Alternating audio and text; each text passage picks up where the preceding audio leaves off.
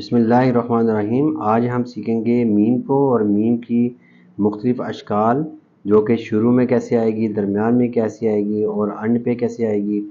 تو اس کو بنانے کا طریقہ ہم سیکھتے ہیں۔ تو آئیے ویڈیو سٹارٹ کرتے ہیں۔ تو اس میں سب سے پہلے ہے کہ میم اگر آپ نے سنگل میم لکھنا ہے تو پھر آپ کیسے بنائیں گے اس کو۔ اکثر اسٹوڈنٹ کیا کرتے ہیں کہ جیسے نقطہ لگاتے ہیں، عام نقطہ لگاتے ہیں، ویسے ہی میم کا نقطہ لگا کے تو اس کو بنانے کی کوشش کرتے ہیں، تو وہ اچھا نہیں بنتا۔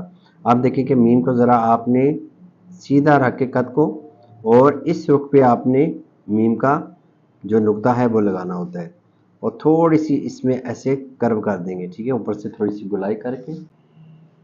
میم کا جو سر ہے یہ آپ نے قد کو ایسے سیدھا رکھ کے اور پیچھے کی طرف جانا ہے تھوڑی سی گلائی کرتے ہوئے۔ اس کے بعد آپ نے یہاں سے یہ دیکھیں اس رخ پہ آپ نے یہ والا سٹروک بنانا ہے، ایسے یہ دیکھیں یہ بنایا۔ اور جب میم کی دم بنانی ہے بالکل قد کو سیدھا کر لینا ہے، اور یہ بالکل باریک آنا چاہیے، تو اس میں خوبصورتی آئے گی، یہ دیکھیں، ٹھیک ہے۔ تو میم جب شروع میں آئے گا تو اس وقت اس کی دیکھیں شکلیں کتنی ہوں گی، یہ دیکھیں۔ ایک تو یہ ہوگا کہ آپ نے اس کو اس طریقے سے بنانا ہے، یہ نقطہ لگایا اور یہاں سے نیچے سے گلائی کر دی ہے، ٹھیک ہے۔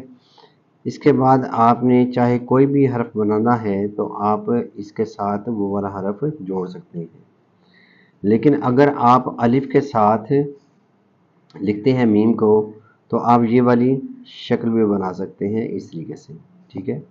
یہ دیکھیں جیسے بے الف وا لکھتے ہیں نا، یہ تو یہ چھوٹا سا درمیان میں سے سٹروک یوں بنا دینا ہے، ٹھیک ہے۔ یہ دیکھیں ایسے سٹروک لگایا، یہاں سے اوپر چلے گی۔ اب یہ والی جو شکل ہے الف کے ساتھ بنتی ہے، اور اسی طرح آپ یہ والی شکل بھی بنا سکتے ہیں الف کے ساتھ اس طریقے سے، دونوں طریقوں سے آپ لکھ سکتے ہیں۔ اب یہ والی جو شکل ہے آپ کاف اور گاو کے ساتھ بھی لگا سکتے ہیں، یہ دیکھیں میں نے لکھا مگ۔ اسی طرح آپ دال کے ساتھ بھی لکھ سکتے ہیں، لام کے ساتھ بھی لکھ سکتے ہیں۔ اب دیکھیں کہ یہ والی شکل کس کے ساتھ آئے گی، الف کے ساتھ۔ تو یہاں پر بھی دیکھیں یہ چھوٹا الف بن رہا ہے، یہاں پہ تھوڑا سا لمبا بن رہا ہے، یہاں پہ اور لمبا بن رہا ہے، تو آپ ان کے ساتھ یہ والی شکل استعمال کر سکتے ہیں۔ اب دیکھیں کہ اب ہم دیکھتے ہیں کہ درمیان میں کون سی شکل آئے گی۔ درمیان میں بھی آپ جیسے آپ یہاں پہ لکھتے ہیں، یہ دیکھیں میم یہ والی شکل بنا لی ہم نے، یہ دیکھیں، ٹھیک ہے۔ تو یہ شروع میں بھی اس طرح آ سکتی ہے اور درمیان میں بھی آ سکتی ہے، ٹھیک ہے۔ اور درمیان میں آپ یہ والی شکل بھی بنا سکتے ہیں، جیسے آپ یہ دیکھیں محمد لکھتے ہیں، یہ والی شکل، تو یہ دال کے ساتھ آپ جوڑ سکتے ہیں اس طریقے سے۔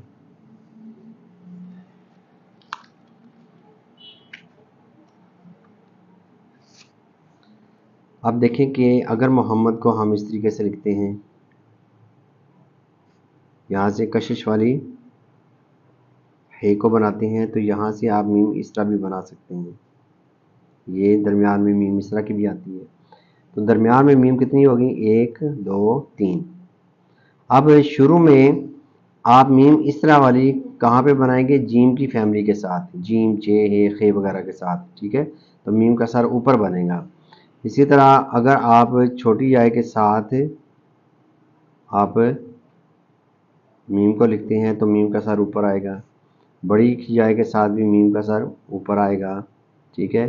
میم کو میم کے ساتھ جوڑیں گے تو پھر بھی میم پہلی میم کا سر اوپر آئے گا، یہ دیکھیں ممتاز اگر آپ لکھتے ہیں تو میم کا سر جو ہے یہ اس میں اوپر آ رہا ہے، ٹھیک ہے۔ تو جیم کی فیملی کے ساتھ چھوٹی یاء بڑی یاء کے ساتھ اور میم کو میم کے ساتھ ملائیں تو پہلی میم کا سر اوپر آئے گا۔ تو اس طرح اس کو سمجھنے کی ضرورت ہے، ٹھیک ہے۔ تو اب مختلف الفاظ کی جو ہے نا آپ پریکٹس کر سکتے ہیں۔ تو جیسے آپ لکھتے ہیں مچھر، یہ دیکھیں،